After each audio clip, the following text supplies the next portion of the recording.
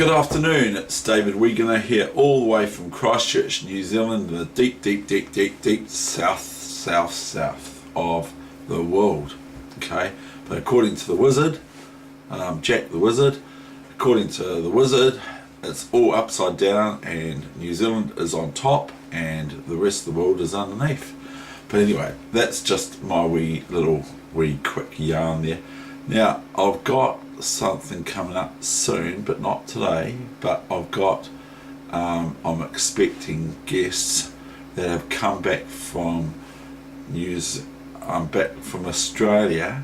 You know, they've come back from Australia, and now they're native of New Zealand, but they've been living in Australia for a long time. So I've got them coming up for you soon, a family of them. Okay, but I'm just clowning around a wee bit, of course.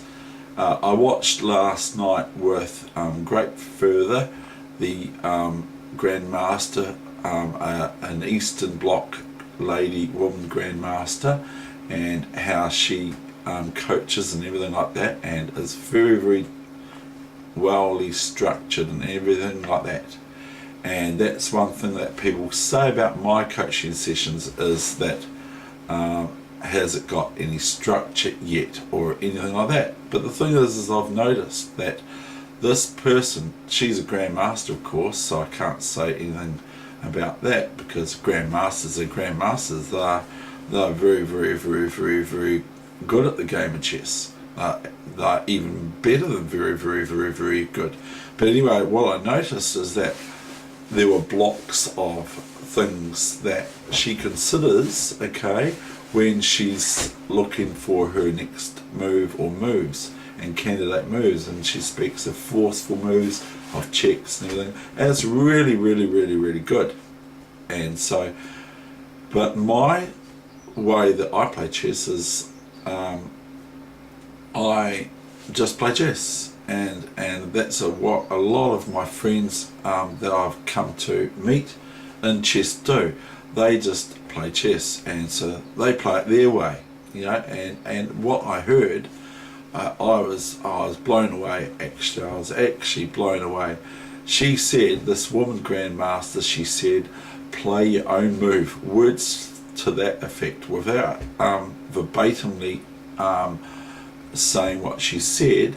She said, play your own move. Do not play outside the square, she said. Something to that effect. And I thought, wow, that's cool, because that's exactly what I'm saying to do as well. So I'm just reiterating what the greats are saying. Now, like I'm saying, I'm not a Grandmaster, I'm not even an International Master, but I've beaten the International Masters, and I've also lost to them very quickly. And I lost to a Grandmaster from Germany. I will not drop his name, but I played this Grandmaster in the Australian Open some years ago now, the Australian Open Chess Championships International Tournament. I played there against this Grandmaster about round 4 or so, because I'd done all right. I was on about 2.5 or so out of 3, so I played this Grandmaster. And this Grandmaster at the end of the game said that you can't play chess, you're no good at chess. So imagine what that went down like for me to hear that from this Grandmaster. But that's what this Grandmaster said, because according to them, I can't.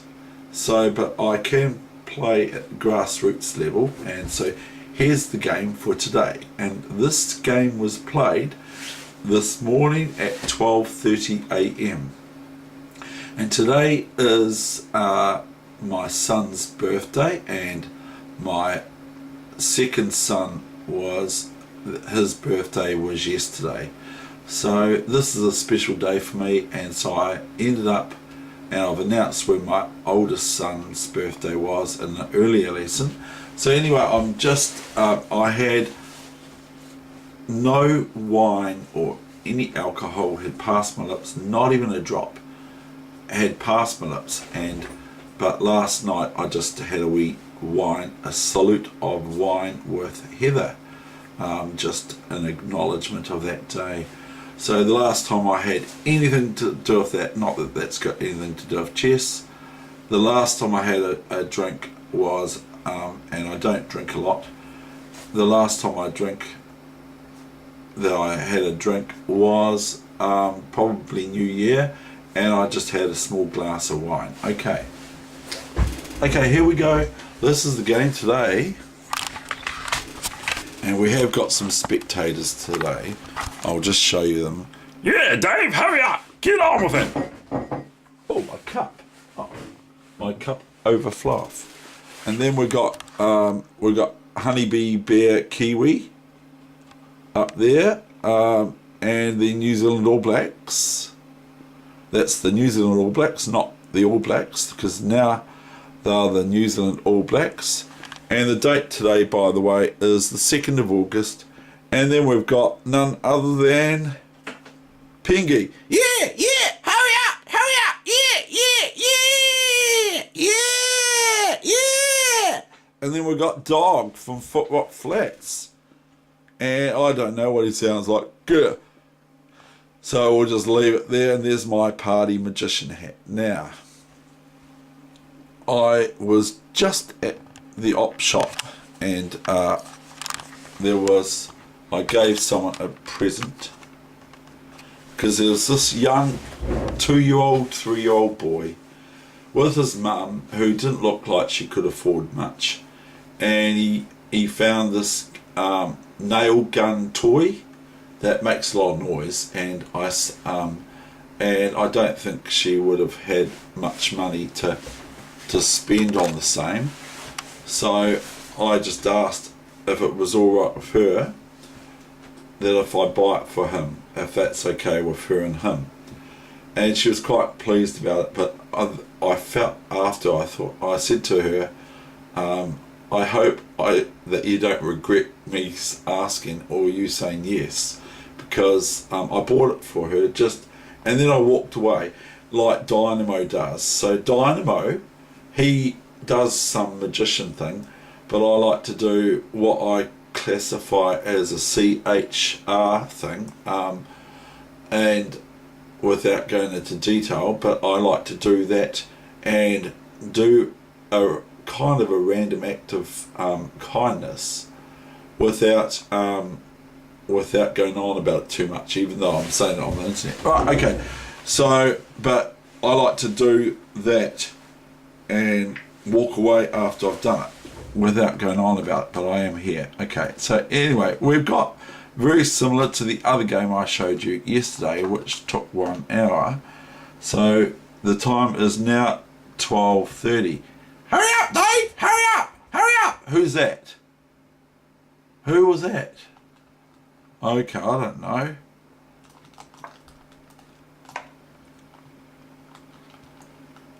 Don't think it was Kiwi.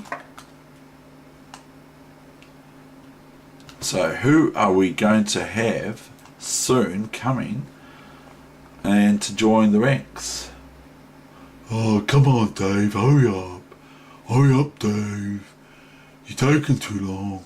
Oh, is that you, Kiwi Teddy Honey Bear from New Zealand? Yeah, Dave, hurry up. I want you to hurry up, Dave. You sound like Eeyore out of Winnie the Pooh. I know, Dave, I get told that all the time. I get told that all the time. So anyway, here we go, Dave. Knight F3, David plays Knight F3, and my opponent played C5. I went Bishop E2. Now look, this system, Magnus Carlsen, world champion, is playing the Stonewall defense for white as black. So Magnus Carlsen, unbeknown to me till about a week ago, is playing the moves that I'm playing as black, but he's not playing them in the French. He's playing these moves in the queen pawn openings and the reties with one move on one knight F3 and D4, which is Kramnik's moves. He's playing the Stonewall Dutch systems against 1 or 2 D4 or queen pawn opening, queen pawn to queen 4. So he's playing this. So, but I'm saying have a look at this setup for white. Now this is one I play against people. By the way, my opponent is 2050, so the black opponent is 2050, and so if I play down the main line of opening with them, I might get taken into one of their lines that they're pre-prepared.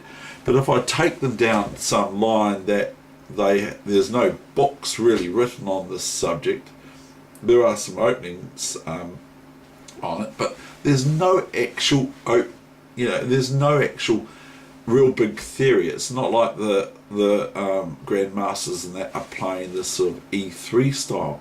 And then I saw the Dutch program on YouTube, and my friend loves it, from Christchurch, and they're playing the old one, which can annoy one's opponent. When you go E3 or E4 and then go King E2 on move 2, the other one is F3 and King F2, and that can really annoy black, especially if the player they're playing, who's white, is a good player and they're playing this sort of rubbish. Black's inclination, or mine at least, is to punish it because it's no good, but then you have to play against it, and it's crazy, it's erratic, it's not normal, it's abnormal, it's caveman style of chess, but it actually works. And so that's the thing I'm saying to you here, is have a look at this game here. E3, D4 and F4 and bishop E2, knight F3, moves you do not have to learn the variations of. You can make them up as you go, as long as you follow the reasonable principles and you watch out that you don't get trundled. So here we go. So this is almost a universal palliative, or whatever, to playing in the opening. And in lightning chess, one on move 1 E3, it's really good. I actually also play A3. Now that's not my move, that's Anderson's move from the long time ago, I believe. And Kasparov plays that a lot of times in the Queen Pawn openings, or he did. And he's reviving himself again, he's coming out of retirement, which is cool. So, but a guy I know who's a strong chess player in New Zealand, he plays A4 and then he plays H4 on move 2. And he moves his rook out to A3, even though he's a top player of New Zealand. He does it, so it's pretty cool. And he's doing what that grandmaster says: play outside the square. So we've got knight C6. You don't even hardly. You can play C3 here, because otherwise you can get this. And it can be a wee bit annoying, that's all, but nothing more than that. So I play C3 here, just make it rock solid. Now, then I've got C3, knight F6. Okay, so just remember, this player is 2050 from somewhere over in Europe. I'm not sure where. 00H6. I could look. Knight BD2. You stay up there, kid, Mr. Pingy. Yeah. Okay. So we've got knight F6, and just carry on with your development. Just keep on moving your pieces out, and we have to watch out here because black's attacking this F pawn. And if they win this pawn, this could be the end of the game for white.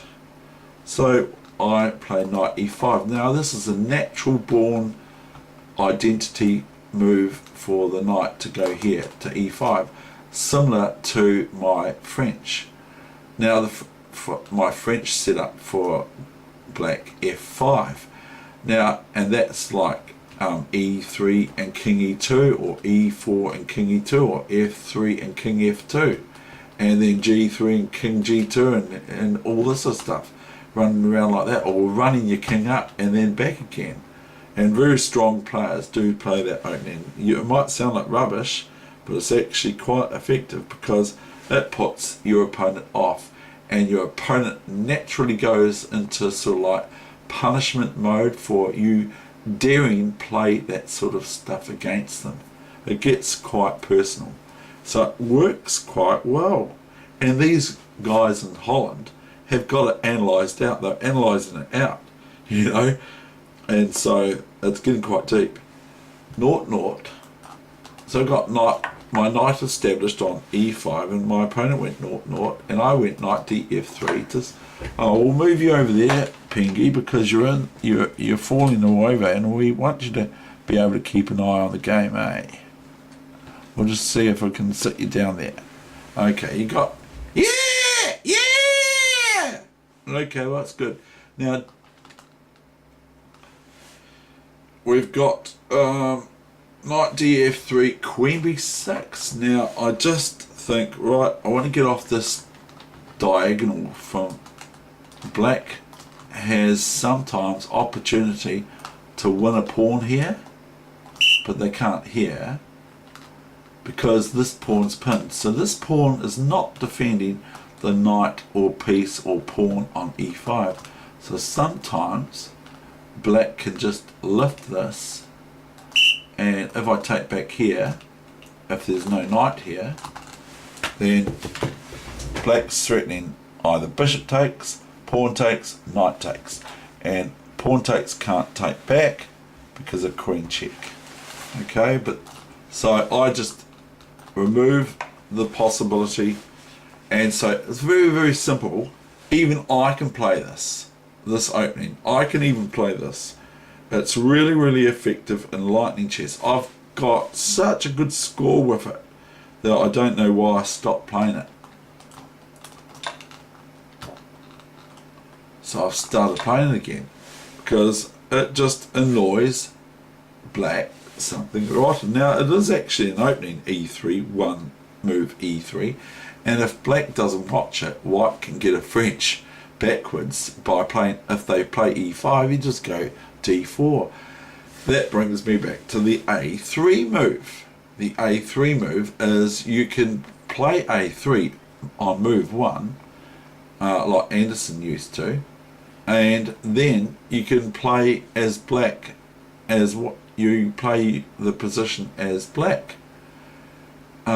You're actually playing black because you're volunteering by giving up a kind of a move and playing black. But the pawn on a3 is usually quite a good thing to have. It's quite a good move, or handy to have it there. Now I go into a little bit of tangle here because I'm moving my piece again here, and I go knight e4. Now it probably doesn't make any sense, so I'm not going to try to make it sound like it does. And now I'm offering to swap off these bishops, even though that's my better bishop and that's black's worst bishop, or only bishop left. They play back to here. Now, David, did I miss this? I hope I didn't miss this. No, because my opponent didn't play that. I got it wrong. I put my reading glasses on because I missed that. I thought it was something else, but it wasn't. So anyway, we've got bishop f3 and then bishop g6. Because if bishop here, then white would merely pick up a pawn. Because after pawn takes, rook takes, and white stands well. And then there'd be moves like this springing to mind, which are sort of similar to the game. And my battery's going down. Alright, so we're here, go back here, bishop g6, h4. Now look at this, sort of heinous really, or whatever the word is. It's sort of like kind of in your face, but it's 5-minute chess, so anything can happen. So I go h5, bishop h7, and now just I'm conscious of this pawn is being attacked by black, by their queen. Oops, no, I don't want you to do that. Sorry computer, you don't do that, because if you do I win straight away and it's the end of the game, because I'd be a queen up. So I go queen e1 and they go knight f5, and this is the new mainline, but this is quite a strong knight here.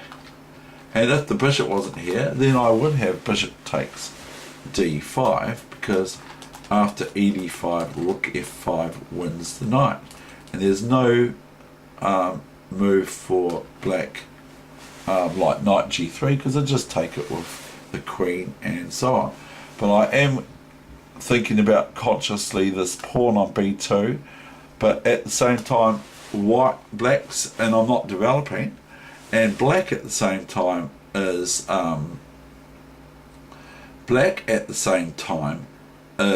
using the whole queen to attack that b pawn, if you get what I mean. So anyway, I think that bishop's on h7, isn't it?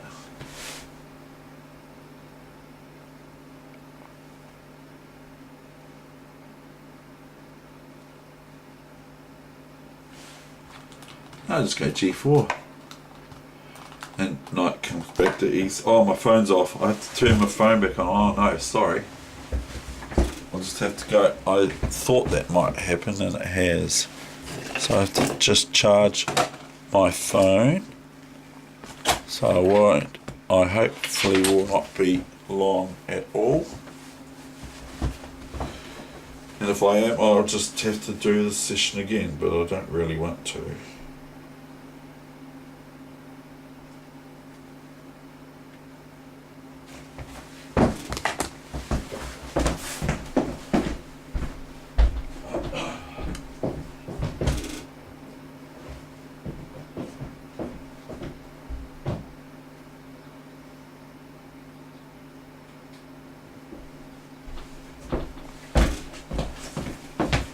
I know the next move was queen h4.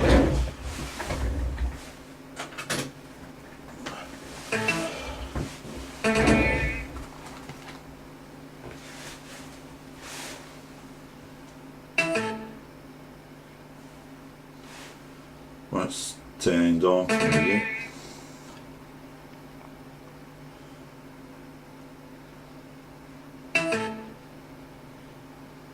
It won't turn on for me yet. Oh no. What do I do now? Yeah, my phone turned off. It was on 6% and now it's, you can hear it's having its fun games. So if you just, I can't pause my video, you see. It seems like, I'll just do that.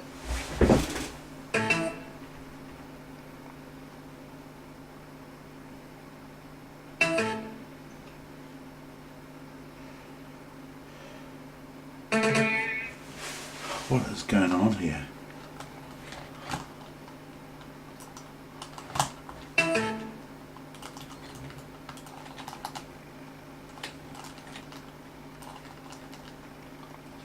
I'm sorry if you could just bear with me.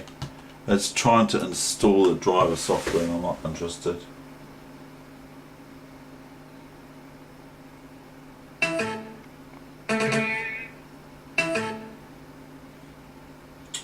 Won't turn on. Okay, fine. Right, okay, well, I will just do this game later, but the thing is because I don't want to do it all over again, but the thing is that it keeps on, this is ridiculous.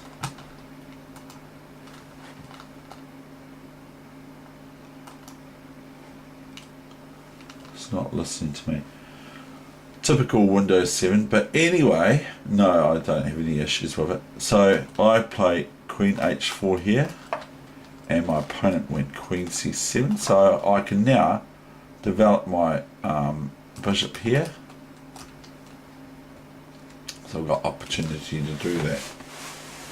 So I'll try to turn, it won't turn on now, will it?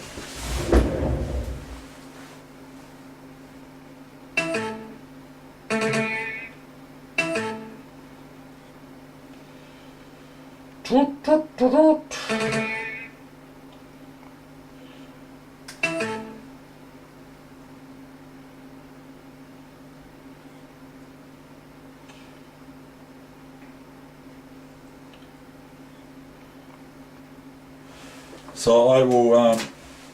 So there's the opening for this. So now I'm going to do position setup, and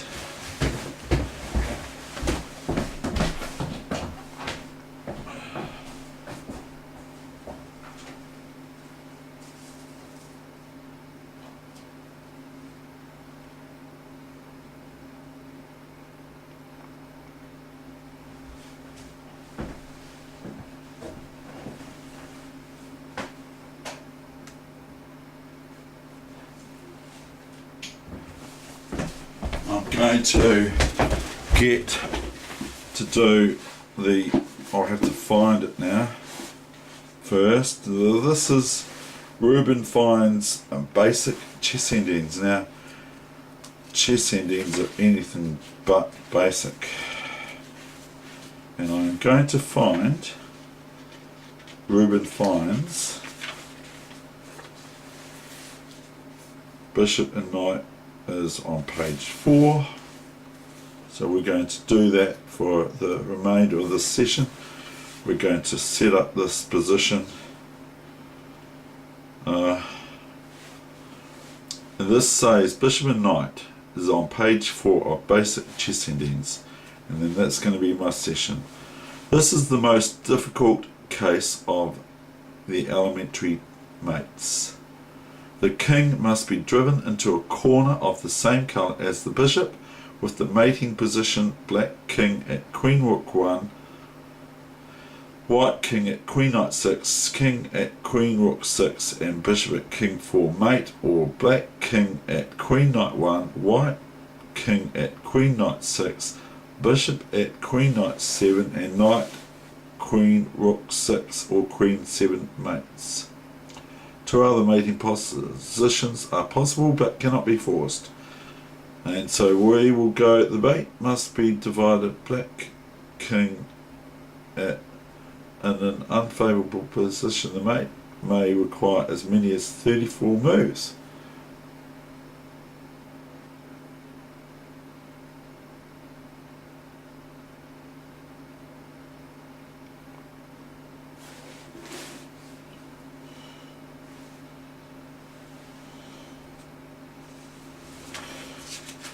So we're going to do number 4 here, which is clearboard, king, sorry about the phone problem, and I am very sorry about the phone problem. King here, knight on a1, and bishop on h5. So this is the position. Okay, is it white to move? Yes, I think it is.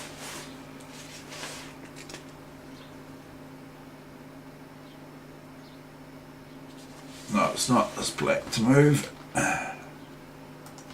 So we will see this one. This may be divided into 2 parts. First, the black king is forced to the wrong corner, i.e. not of the same colour as the bishop here, which is white.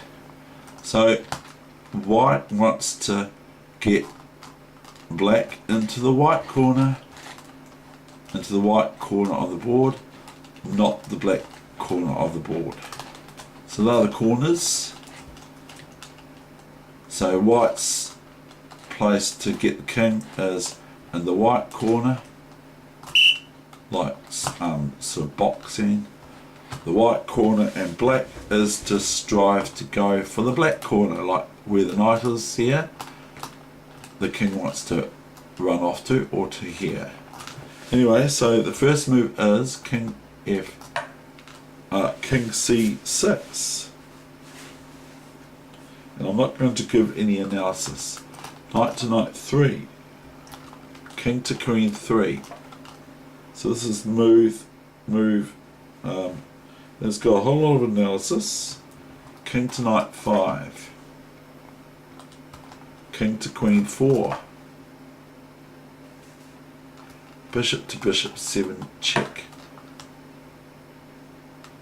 King to king 4.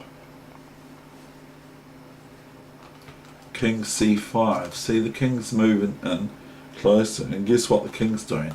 The king's going to the black square, the black corner. It's hard for white once the king goes there.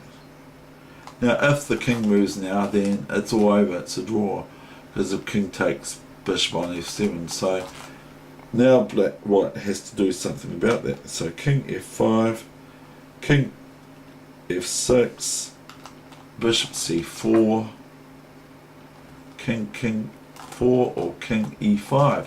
So black's playing well to hold white back, even though they've got a knight and bishop and a king. This sounds like Anakin from Star Wars. Knight to d2, thereby stopping black from coming into these squares. You can't go here, so these are the squares available to black, these 3 squares, and they have to move somewhere. So either here or here or here. We can predict it. We can predict that if we had to put a bet on it, we could predict that the king's going to go to one of these 3 squares. Depends on what ratio of bet you put on each square. So the king goes to f4. Now we can all find this move. This keeps the king from going here and here and here and here. So the king can only go here, here, or here, or here. This is probably not a good idea because it's getting quite close to this white square, which white wants to get black into.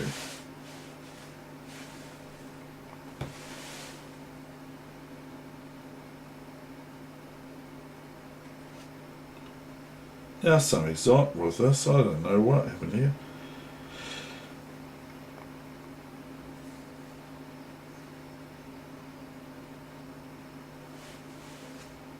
It says king to queen 6. I can't go king to queen 6.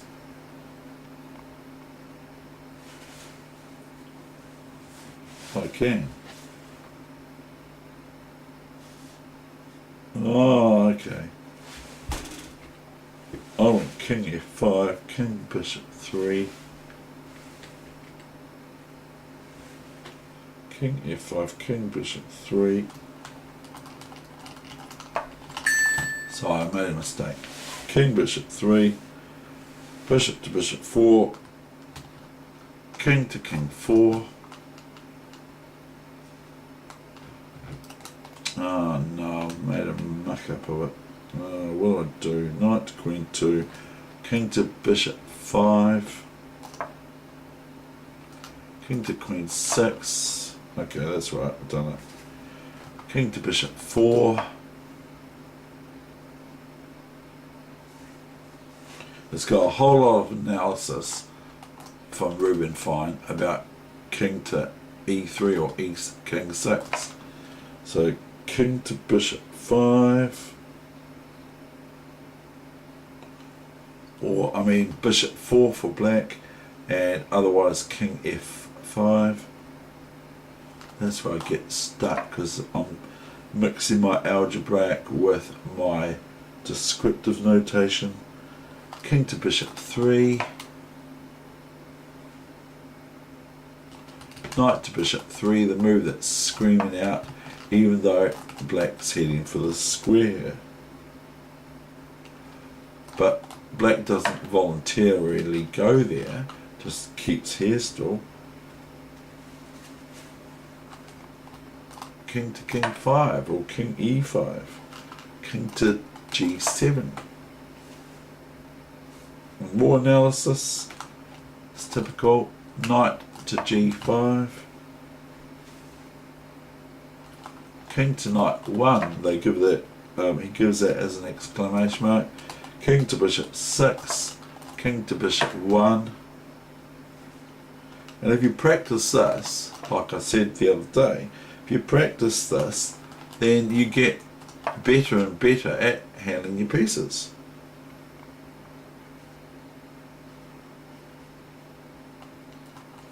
Now we have the basic, he says. So it's now basic again, basic endgame.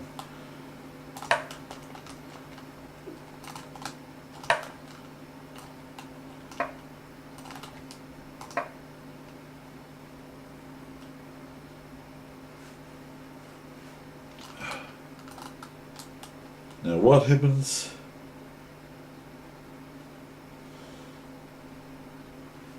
Okay, well we won't go on about that because it's quite long analysis, it's very long actually. So black goes King D8.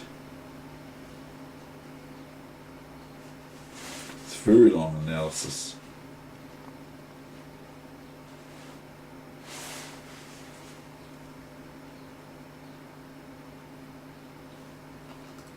King E6. Hard to find that one because black had King E6 because there's lots of lines, there's lots of analysis here, and it's all in fainter. And my reading glasses are not spectacles, reading glasses. That's my earlier mention of it. It's reading glasses, not spectacles. King to Bishop 2. Knight D7. And but what I'm saying is that the text is dimmer for sideline analysis, and so my glasses don't necessarily, or my eyes do not necessarily pick that up very easily.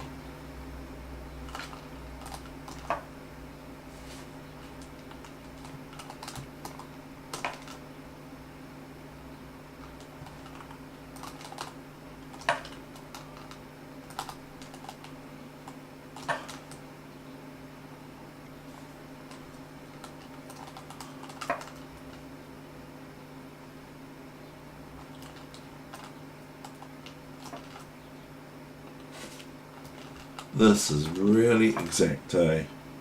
This is like the computer of old.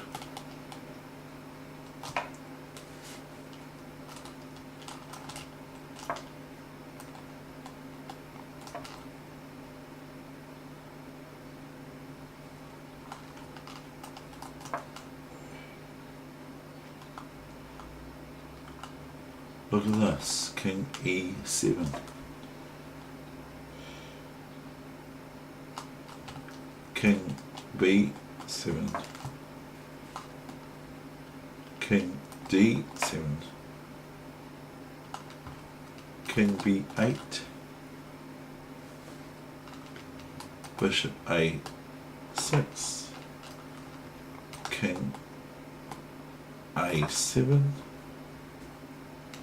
Bishop C8,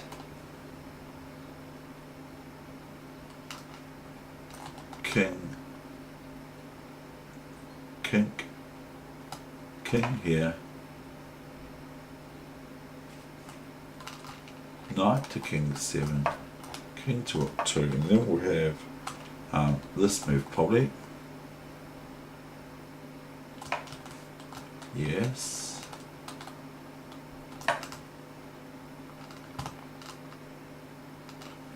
Now they say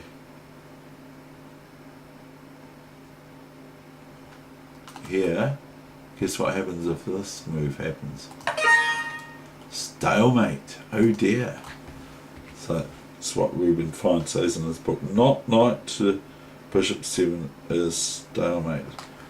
We have now Bishop B7, the new main line, and King here, and Knight either move can checkmate on the spot. Now, just for elementary mates and all that sort of thing, can you see the elementary checkmate here for white to finish the game? Hurry up, Dave! Hurry up! I know, it's taking too long because my phone turned off. I should have charged it when I saw it was on empty. It just, as soon as it's at 6%, it just goes. Okay, so everyone and their dog, even you can, K-dog. Night C6 or night C8. Check! Mate. Mate. Good on you, mate. Good on you, mate. Good on you, mate. Checkmate. And this one, watch out for stalemate. There's no move for black. And even if the knight moves here, stalemate, there's no move for black. So you have to time it properly. Checkmate. There you go, that's the other checkmate. So I will bring that game to you, maybe in a bonus session from that position, or I might just leave it at that, I think. So that's bishop and knight, how to checkmate, and so that's the end of my session. I hope you enjoyed it. I'm sorry about my phone going off, but I don't have a script written out. I do have certain ideas or what to say in the lesson and that sort of thing, and sometimes I go on about other subjects or whatever, the weather or my son's birthday today and all that sort of thing. So happy birthday to the young Weegenaars, and I'm not going to mention their names for obvious reasons. And also I don't have a script, so I'm just off the cuff, and nor does my phone have a script, because I lost a game of chess the other day where I disconnected because my phone ran out of charge. That's the end of my session. Thank you very much. That's over and out for the 2nd of August, Wednesday 2017.